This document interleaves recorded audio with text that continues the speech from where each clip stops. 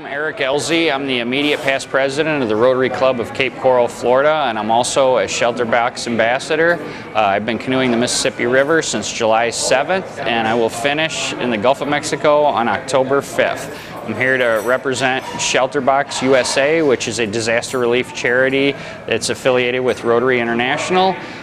We have the highest rating that you can get with Charity Navigator. We were nominated for the Nobel Peace Prize this year, and our partnership with Rotary International is extremely important, and that's the news that I'm trying to share with Rotary clubs around the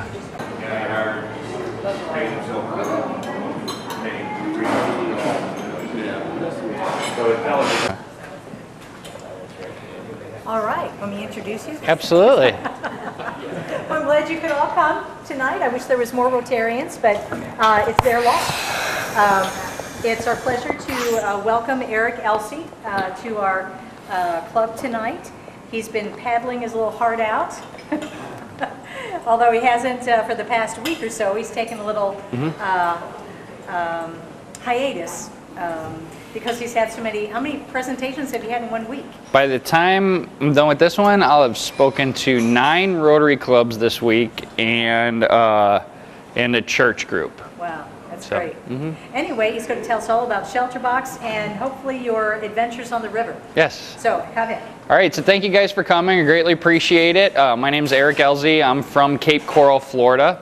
But I was born and raised across the river here in Waterloo, Illinois, so this is home to me. And I think I talked to a couple of you guys about this earlier, but it's good to be home because you can't get pork steaks in Florida, except now, thanks to Sheriff, apparently you can get them on Sanibel if I find the right butcher.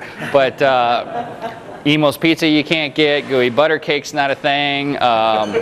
I had the opportunity to have toasted ravioli literally as soon as I got off the river within an hour on Laclede's Landing, so that was really nice. But so anyway, so I'm the immediate past president of my club, but I'm also a Shelter Box ambassador. So how many of you are familiar with Shelter Box before this? All right. Oh, before I... Okay, well good. That's the whole purpose, is to come out and raise awareness about Shelter Box. Shelter Box is Rotary's global project partner for disaster relief. We were the idea of a Rotarian. We were the club project of the Rotary Club of Cornwall, England, in the UK. Yes? I was the group study exchange team member to Cornwall, England, and saw the manufacturing plant. Did you? Cool. Awesome. Well, Linda, I've actually not even been there to the manufacturing plant, so that is awesome. So in 2012, we became Rotary's global project partner for disaster relief, and that's really important. It's really important for us, and it's really important for Rotary to understand that every shelter box has a Rotary logo on it. Our tents have Rotary logos on it. Our blankets have Rotary logos on it. Our special response team members have a Rotary logo on their sleeve. We are Rotary's arm for disaster relief. Since 2000, when we were started, so 18 years ago, we've responded to over 300 disasters in over 100 countries and territories, which is pretty amazing. And one of the ways we're so good at responding to disasters is we pre-position our aid at 11 different places around the world so that we can get into these countries rapidly. And the other thing is we send in a special response team to make sure the aid actually gets in the country through customs to the people who need it most. You guys have all heard stories of different disasters. It's nice, everybody wants to help, all this aid gets shipped in, and then a lot of it sits in warehouses and rots or gets stolen or misused. Our special response team members will not allow that to happen. So we're very responsible with our donors' money. Just like the Rotary Foundation, we have the highest rating you can get with Charity Navigator. In fact, our annual report came out about 2 weeks before I left on my trip, and last year 84.9 cents of every dollar that we took in actually went out to actually provide disaster relief for folks, and that is really unheard of for an organization our size, so we're really proud of that. I can kind of pass this brochure on. Unfortunately, I wasn't able to bring an entire shelter box with all the gear because I am in a canoe and I'm trying to carry as little weight as possible. But I'll pass this around. You guys can look at some of the things that are in our shelter boxes. They're mostly made up of our famous shelter box tent, blankets, ground mats, water purification systems, mosquito nets if it's positioned to go to a warm weather climate. My favorite item is the children's activity pack. So these people have been displaced from their home either due to natural disaster or, a lot of cases unfortunately recently, man-made conflicts around the world. And these children have just lost everything and probably gone through a great trauma. And these activity packs give them something to do to get their mind off the trauma, keep them occupied so that their parents can go about the business of rebuilding their lives. I talked a little bit about conflict.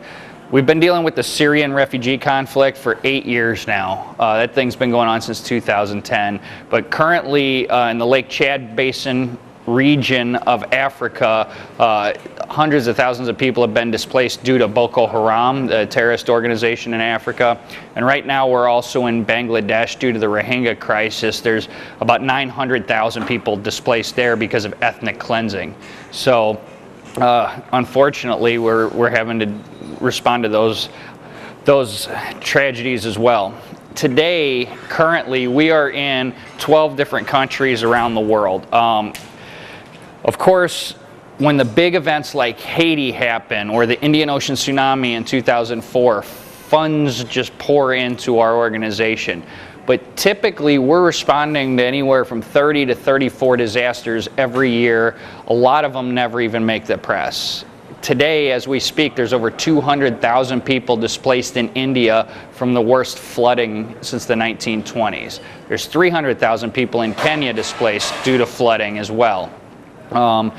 2 weeks ago, there was a 6.9 magnitude earthquake in Indonesia that was followed by two pretty major aftershocks, one at 6.3 and another one at 6.9.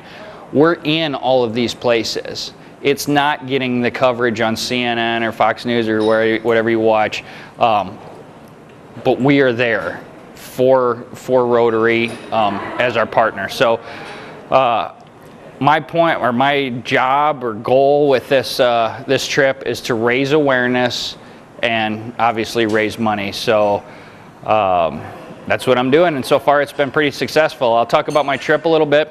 I started July 7th. From Lake Itasca in Minnesota, which is the headwaters, and I'm going to canoe all the way to the Gulf of Mexico, and I will finish October 5th. That's exactly 90 days. We had to pick a time frame to allow me not only to canoe, but then also to come do presentations and spread the word about Shelter Box and do some of the fun things that I want to do as well.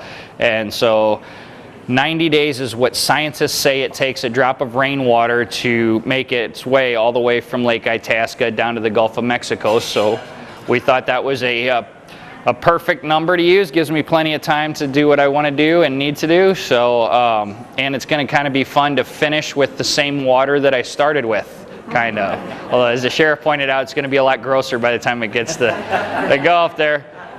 But so I'm in a 17-foot Novacraft canoe. I was actually doing a Shelter Box presentation at a mountaineering expo in Minneapolis, and a couple days after I got back to Florida, my phone rings with a Canadian number on it, and which is not unusual because I'm in Florida in real estate, so Canadians are buying real estate down there all the time. So I just assumed it was another real estate call, and it was the director of marketing for Novacraft Canoe who said, "Hey, we checked out your guys' organization.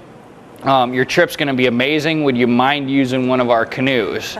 And I was like, "No, not at all, because these things are really cool. They make them out of their own material that they call tough stuff.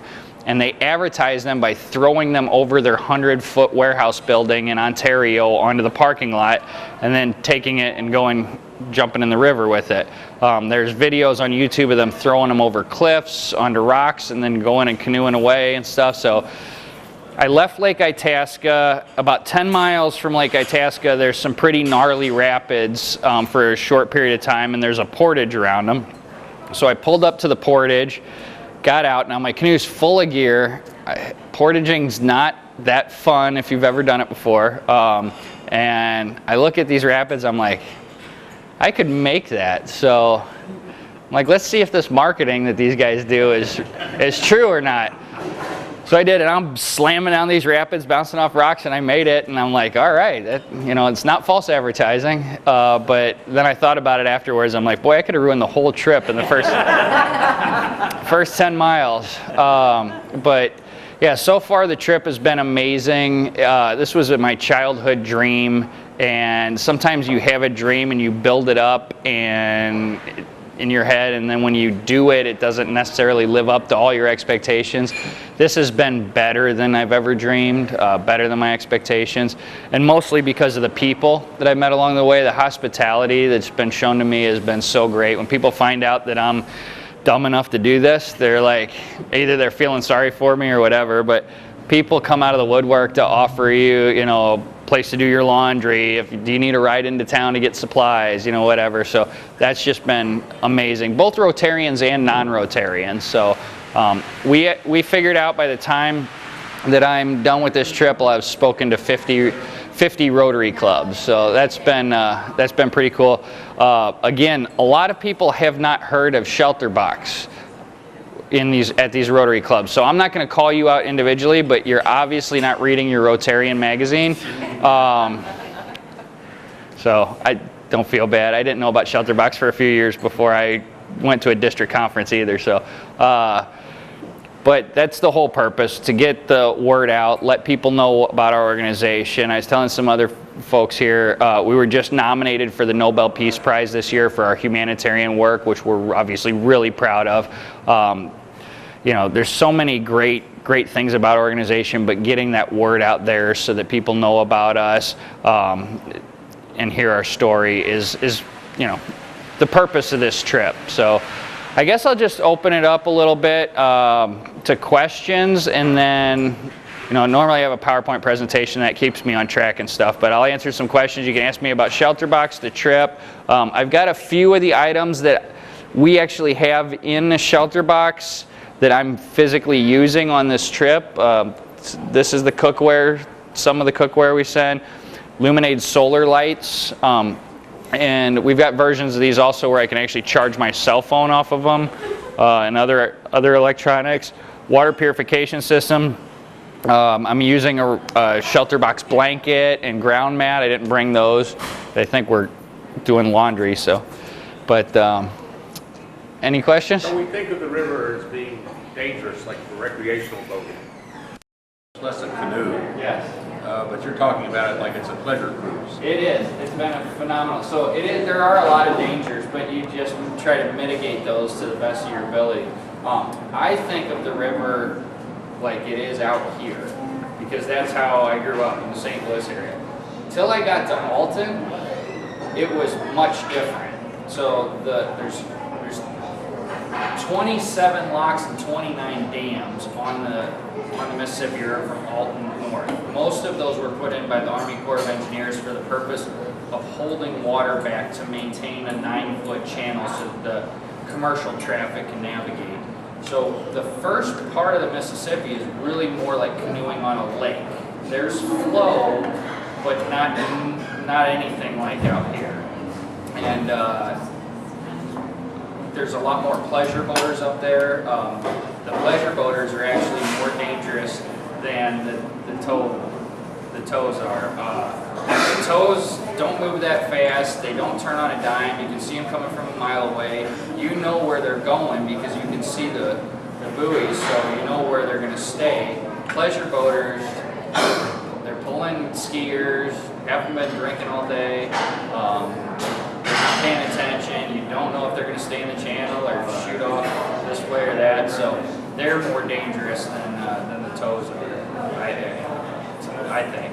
There should be a lot less pleasure boaters down this part of the river than there were north of Alton. So. A couple questions there. Yes. Where's the response team training? Well, so the response team starts out their training at a ranch in Austin, Texas. the initial training, and if you make it past that, then you go to Cornwall, England, and you go through a more intense training.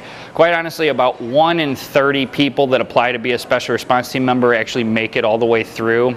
And it's not all physical. I mean, you have to have some physical aptitude, but really a lot of it's a mental thing. These people, so I'll tell you, I've got a lot of friends that do this all the time. The operations centers in the UK, it operates 24 hours a day, 7 days a week. They work with intelligence agencies around the world, weather service agencies. When something happens, they know about it. They're assessing the situation. Most of the time, they know what's going on way before the media is even reporting on it. They determine they're sending in a special response team. Their cell phones go off sometimes in the middle of the night. They see that UK calling, country code coming in on that number, and they know what's coming. And a lot of times it's, hey Jeff, you need to be at the airport tomorrow at 6 o'clock in the morning. You're headed to the Philippines. Your briefing report will be in your email in a couple of hours.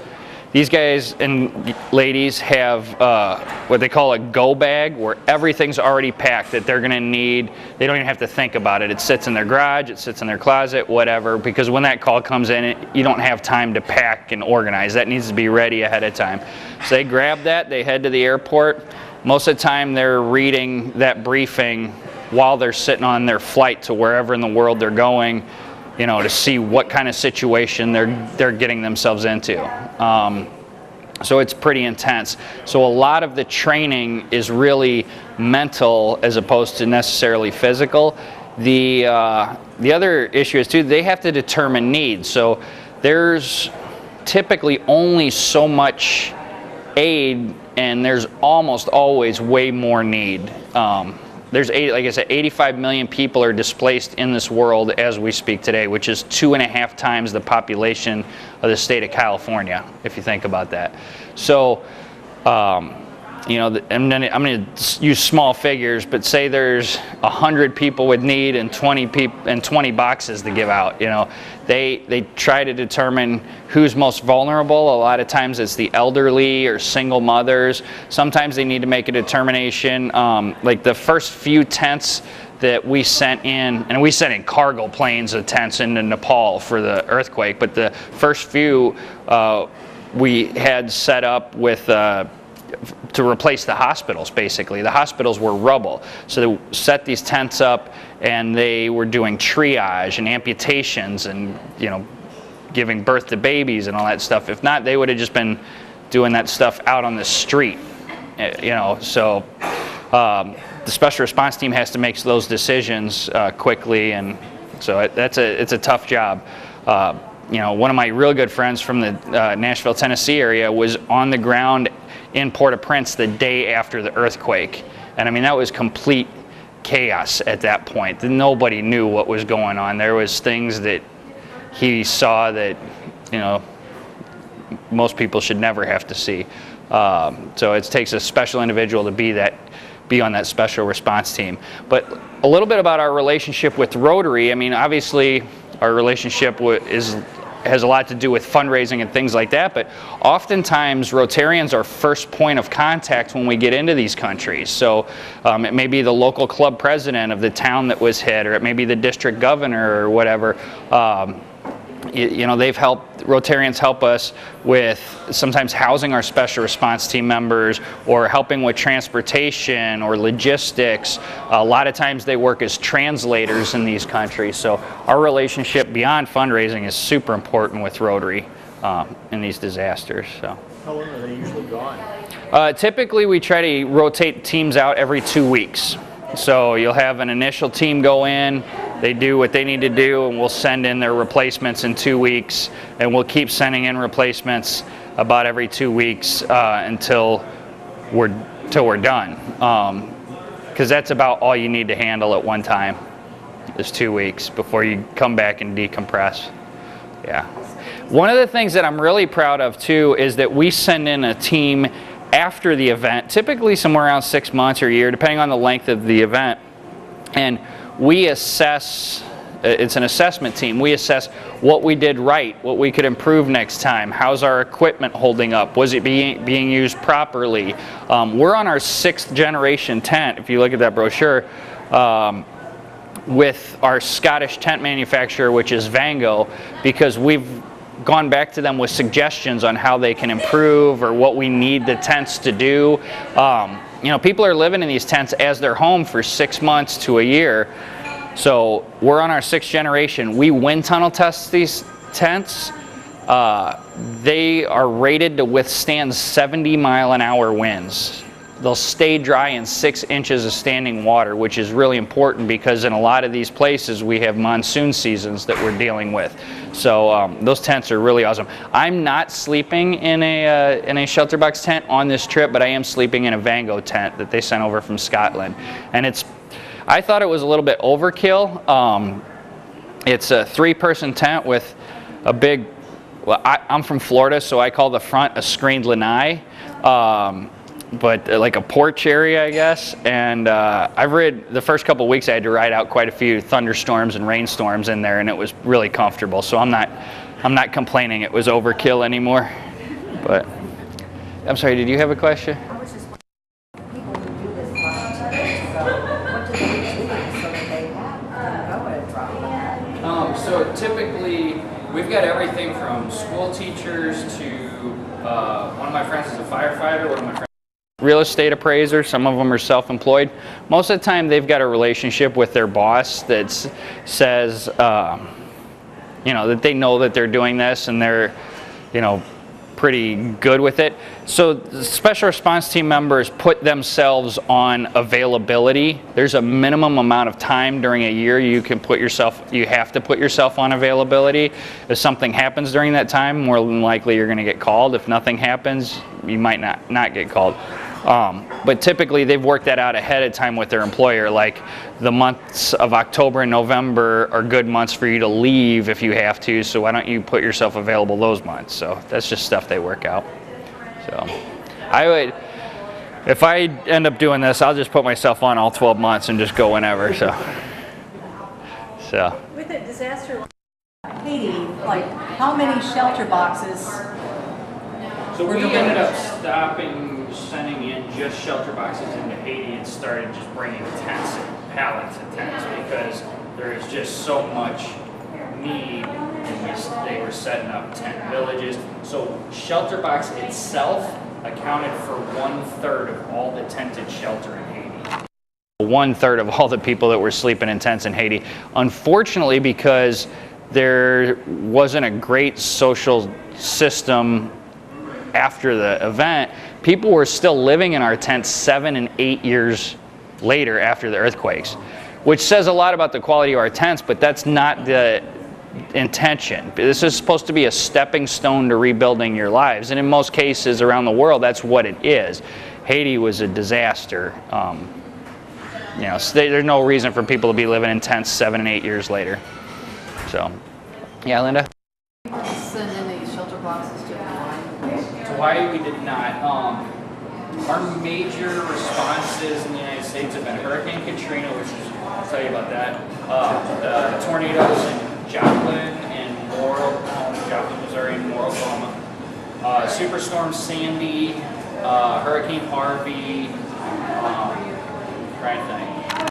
Bit with some of the, we did what we call shelter in shelter for the fires in the fires out in California, the brush fires. We did, to my knowledge, we didn't do anything with Hawaii. So there's really 3 criteria that our operations center uses.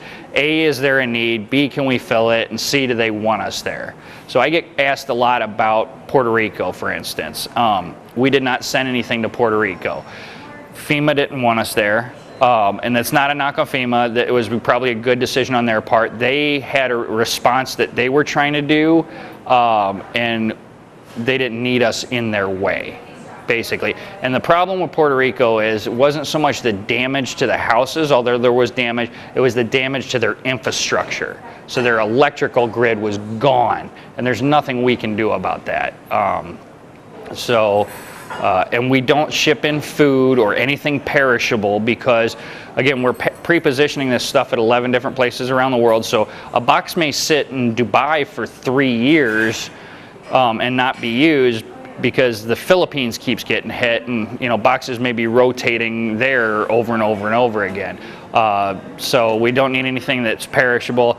And then also food items are really hard to get through customs because then you're opening yourself up to these countries' Department of Agricultures and things like that. And we still have to jump through a lot of these hoops in these countries even after a disaster. So it can be difficult. So we try to alleviate as much of that as possible. And how do you work with FEMA and We work great with FEMA. So our Red Cross? Yes, that's a great question. We work well with FEMA. In fact, our president was just with at FEMA 3 or 4 weeks ago. They did ask us for help in Hurricane Harvey, for instance. We work with the other organizations there in that response.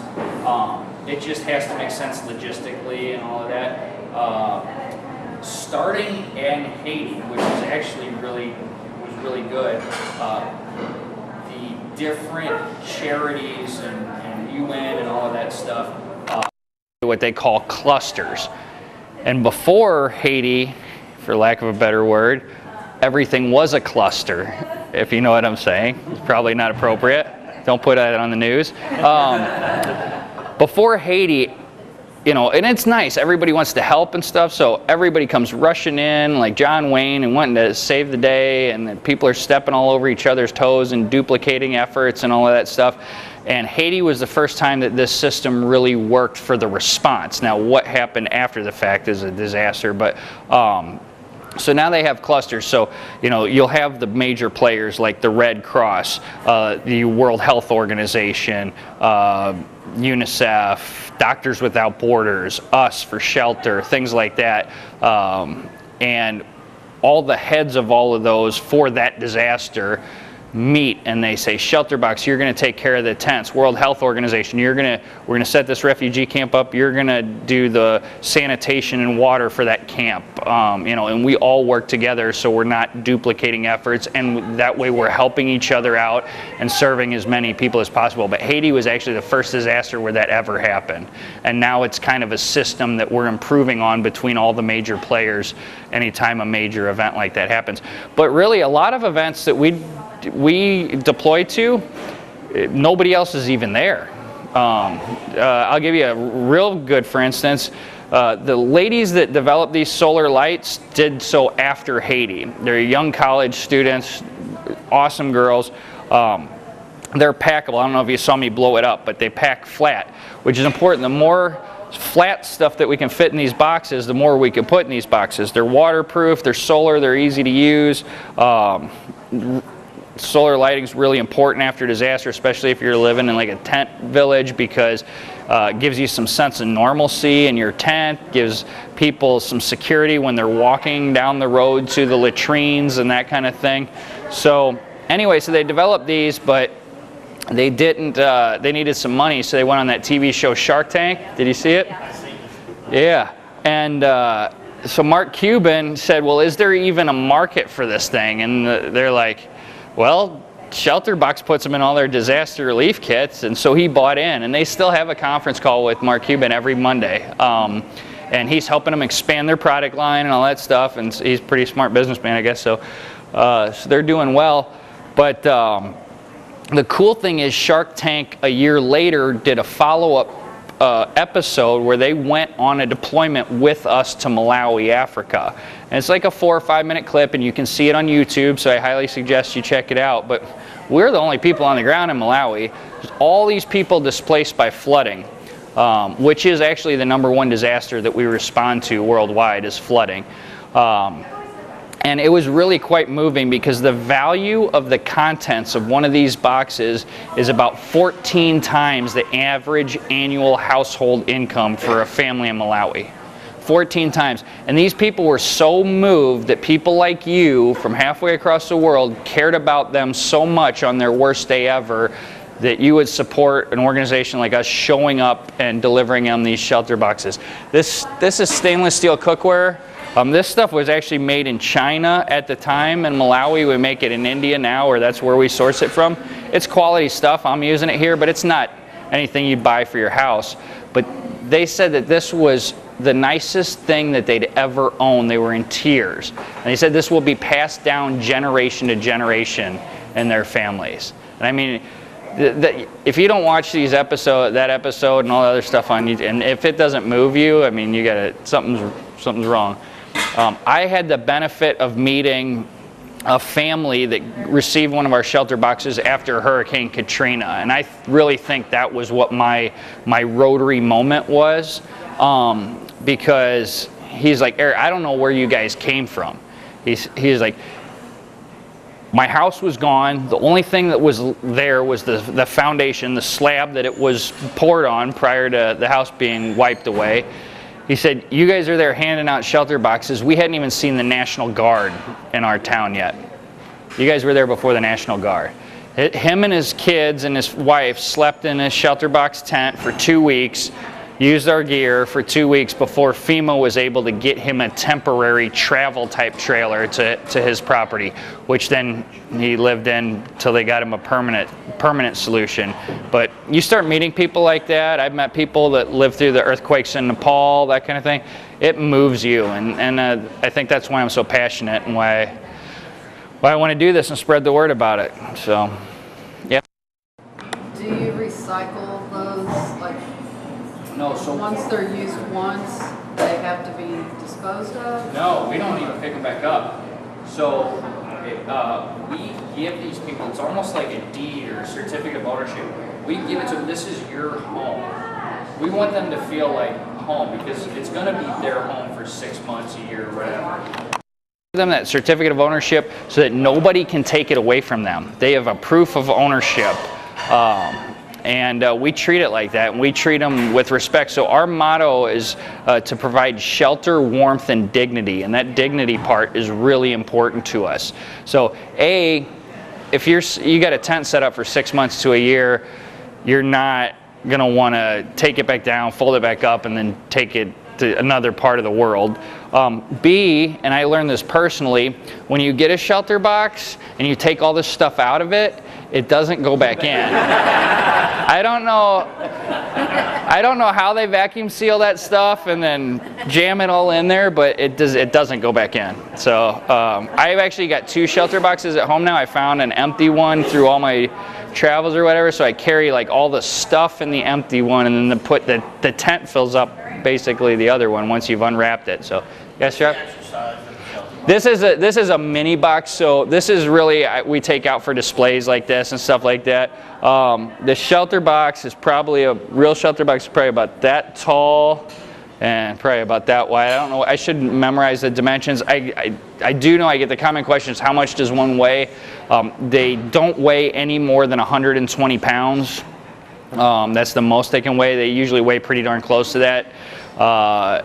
And that's a shipping thing. Because we put them on pallets, and then I guess there's a maximum weight you can have on a pallet, whatever that is. But they're quite a bit bigger than this. So, yeah, sure. You said 84% of the funds goes towards shelter box and the product. 84.9%. How many dollars are we talking about a year that's raised for a shelter box when you talk about that? And our funding goes up and down. Typically, it depends on how many big disasters the funds are. Around $2 million here in the U.S., and we've got affiliates all over the world. So New Zealand, Italy, what they're doing, I'm not sure. Eric, could you explain? Oh yes. So you got little lifesavers here. So I don't know. Anybody heard of Eagle Rare Bourbon? You guys not drink it? It's supposedly it's really good. One guy. Yes. So they do this contest where they're going to give $50,000 to a charity. Of course, we want it to be Shelter Box. So you can vote for Erik, E-R-I-K, every day from every device, from every browser that you have.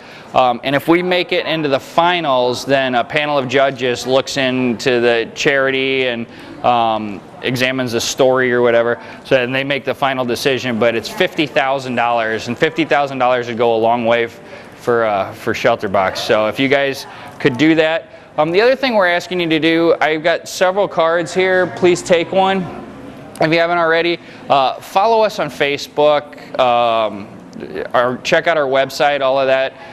Share the story with your friends. I mean, again, that's the big thing, is getting awareness out, and eventually, hopefully they love our organization and we raise some money because of it. Again, for lack of a better term, when the big sexy disasters happen, like Haiti and the Indian Ocean tsunami, and they've got the ex-presidents out, running around and stuff, yeah, funds just come pouring in. But we're all over the world all the time, deploying to disasters that that aren't making the news. But those shelter boxes are just important to those people in that little village in Peru that's not getting any CNN coverage, as they are to the people who lost everything in the Indian Ocean tsunami. So please consider us when you're making your gift, or when you're doing your Rotary Club budgets and stuff. So, yes, sure. Shelter box stuff is for sale that communities or anybody can buy to keep in hand in case of a disaster.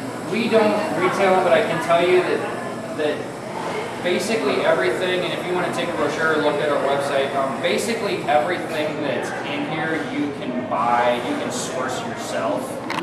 Create one of these, and maybe even better. I mean, we're doing this in bulk and sending stuff out. The only thing that'd be difficult would be the exact shelter box tent, but Vango retails tents, so almost everything that's in there you can buy on Amazon. Luminate lights you can buy. Our water purification system you can buy. So, but yeah, it's a great idea to put together something like this to prepare if a disaster happens. That way you've got it personally. So. Eric, did you choose this time to do this because of the 25th anniversary of the flood? That was a good tie-in. So of course you guys know here in St. John that this is the 25-year anniversary of the Great Flood in '93, and I spent a big chunk of my summer that year sandbagging and all up and down. I'm on the Illinois side of the river, so around Valmeyer and all of that stuff.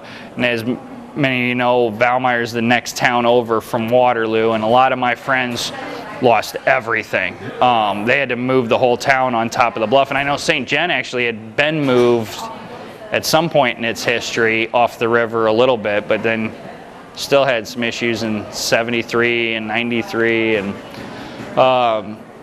so yeah, so it's a good tie-in. I picked this year more because I just turned 40, and so this was kind of a 40th birthday present to myself. But it's worked out to the tie-in with the flooding, because again, flooding's the disaster that we respond to most often. It just seems to happen all over the world. It doesn't draw as much coverage as big earthquakes and all that stuff, but it's devastating to people. So, all right.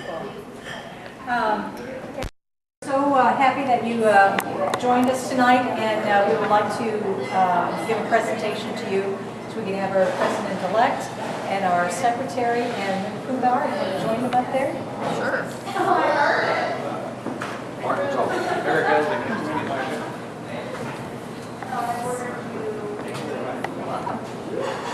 Yeah, with that, I'll do it. Mr. Governor's in the picture. Okay. Turn that around. All right, everyone smile. All right. All right. Thank you very much. Thank you. So I'll stick around. Questions or whatever after you guys done, but I really appreciate it. Can we get a picture together, you and myself, with your phone?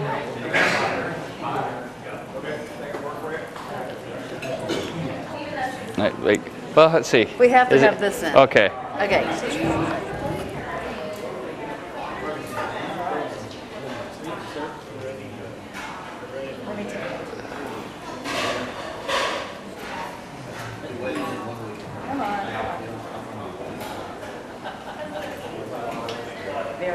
Good. All right.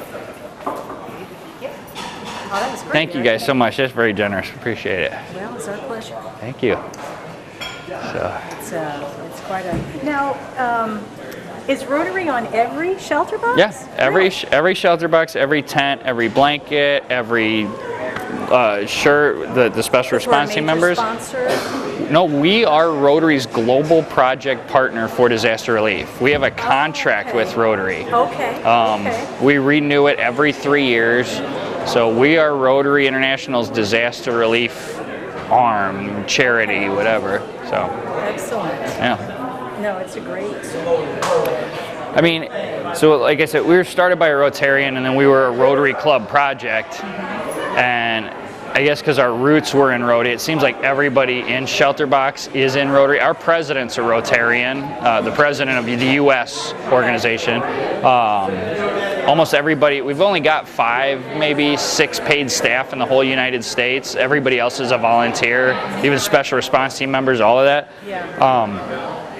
I don't know of any employees that aren't Rotarians.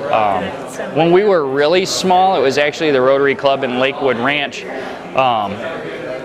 that, like, one of the members volunteered to be like the treasurer for the organization, and then Haiti happened, and then like all this funds are coming in, and she's like, luckily she had an accounting background. Her husband was a past district governor from a couple of years ago, I guess. I don't know. But yeah, so we just started grassroots as a Rotarian's idea, and then have grown into now we're nominated for the Nobel Peace Prize and have done 300 disasters. Yeah, the power of Rotary, you can do it. We've almost killed polio. We'll move on to the next thing after that. So, awesome organization. So did you get one of my cards? I did, Eric. Okay. Oh yes, absolutely. Wait, absolutely. Let's get our picture together. We can compare notes.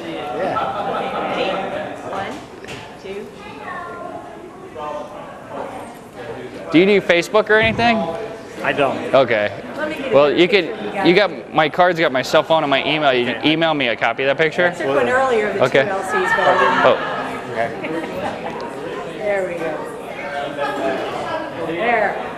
2 LCs. okay. Well, good luck. Yes, thank you very much. I appreciate it.